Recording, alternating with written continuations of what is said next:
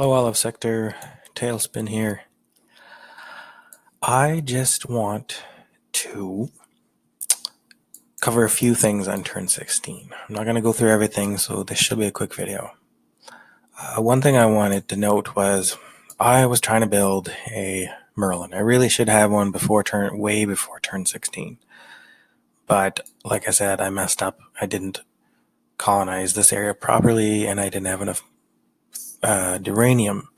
I was at 623 duranium or something like that. I was a few duranium off being able to produce a Merlin this turn. So I'm just pointing that out to say calculating ahead is really, really important on shipbuilding. Probably something I don't do enough of, as you just heard. So what I've been doing the last couple turns is building a couple really cheap ships with really low duranium. I got more coming in next turn, so next turn I should have my Merlin out. And I've been updating all my planets with more supplies, so I should get more supplies out. Again, should have been doing that earlier, but I wasn't. The other thing I wanted to show was I have this hull, basically. It has terrible engines, low-tech weapons. I just put it out.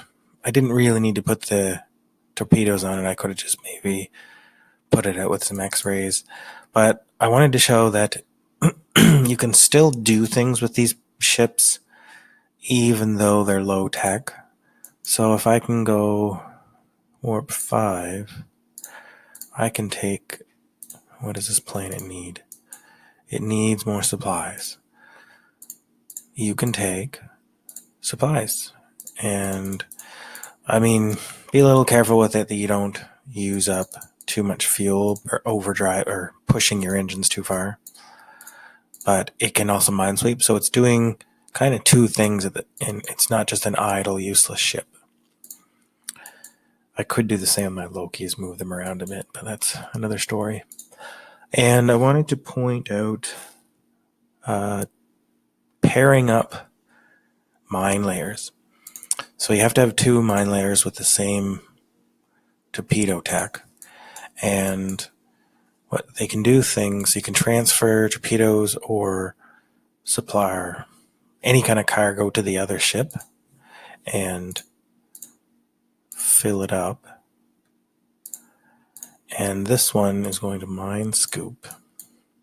So you can do this, and you can see I can transfer one piece of cargo at a time, and I can pick and choose how big I want that minefield to be. There. So he's scooping up. He's going to get 43 torpedoes out of it. And I still have I'll have a double layer of minefields there. So that's kind of how you use a pair of mine layers. So this one's going to move out, and I'm going to lay a third layer because I have a really nice Bovinoid planet here, and I don't want those sneaky privateers or the sneaky birds that are coming down. I see you, Grog. I don't want them to get into my nice planets.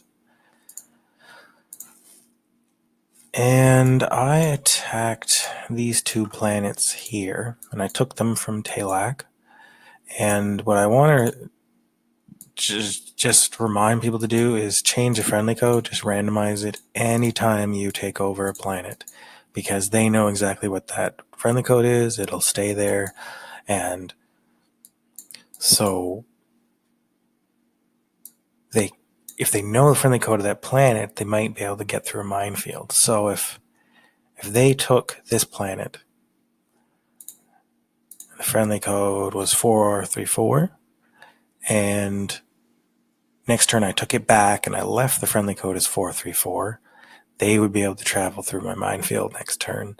If their ship matched friendly codes 434, and they can just travel right through my minefield. So that's why every time you take a planet, you randomize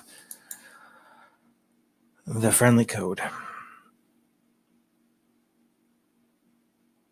So yeah, I think that was all I wanted to do this turn. So enjoy your night.